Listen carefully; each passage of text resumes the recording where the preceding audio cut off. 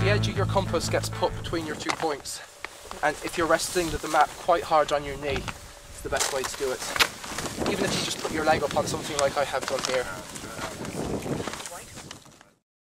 Well, your compass lines, those red-black lines, need to be 110% parallel with your grid lines, so you probably have to do a tiny little adjustment just to get them 110% parallel. And hold the base plate really firmly onto the map with your other hand, so it's trapped in position. Yep. Before you take the compass off the map, as you're twisting this compass wheel, you can sometimes twist the map, you can sometimes twist the compass by mistake. So just double check that your points are still lined up between the edge of the compass. Yep, they're still lined up. Okay. Look through the compass wheel and just double check that your compass lines are parallel with your grid lines. You can now take the compass off the map. Yep.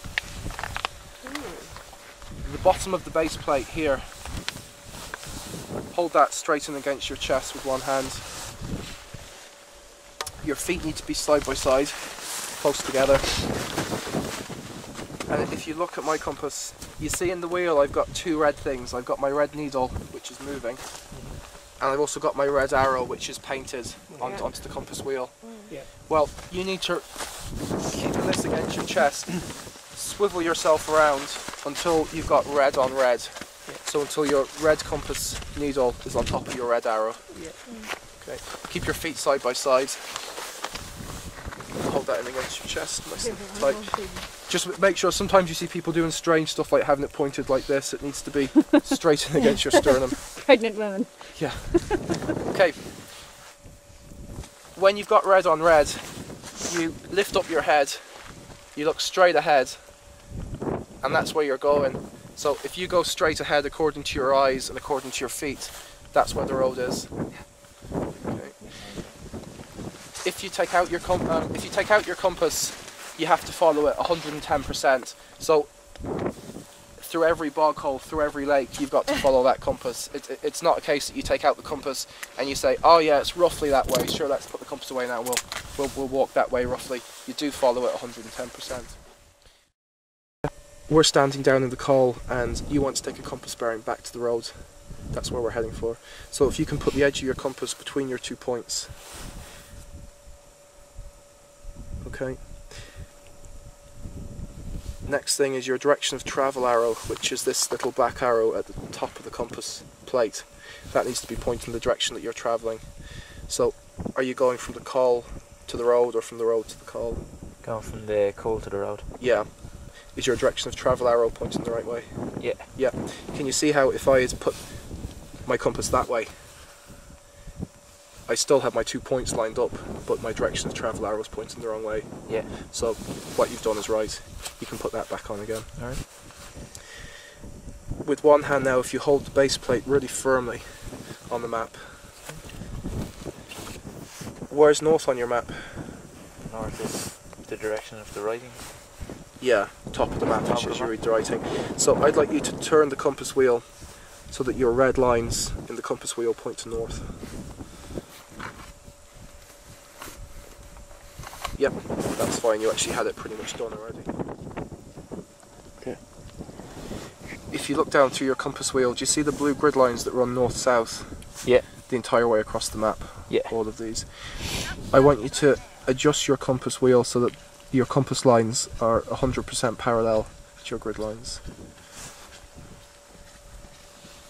So it's really a matter of tiny, tiny adjustments. Okay. Okay. Before you take the compass off the map, double check that your edge of the compass is still between your 2 points. Sometimes when you twist the compass wheel you can slip the compass. Yeah, you're still fine. And just double check that your compass lines are parallel to your grid lines. Yeah. Yeah. Grand. So take the compass off the map. Hold the bottom of the base plate, which is this area here, straight in against your chest. You want to put your feet close together, side by side. You've got two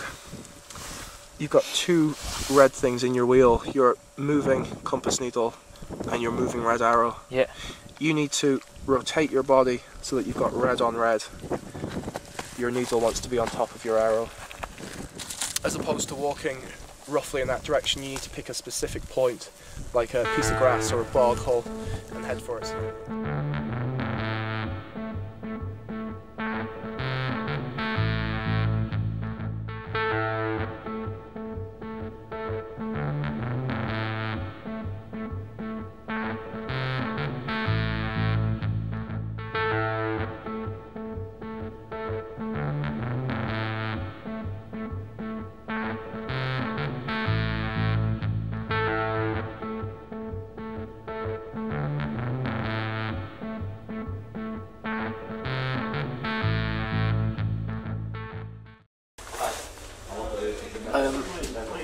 So just a couple of the things then to pick up on what you were saying there. One of them, you do have to get in the zone with the map. You do have to really focus both on the map but also just the entire landscape around you. And you have to listen to your feet, so always keep asking yourself, are my feet physically doing what the map told me they'd be doing? And if the map had told you that you were climbing up to Kingerlee, but your feet are telling you that you're going downhill, then there's something wrong there. And it sounds very simple, but it's really important.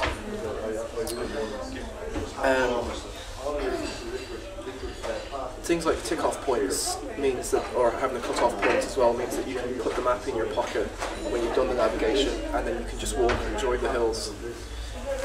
And what was it yourself, Liz, saying that you don't generally pull out the map until you get lost? What was that? That was you. Yeah.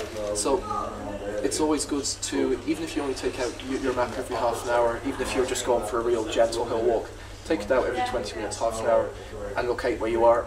So at least if the mist does come down, you're only lost by 20 minutes.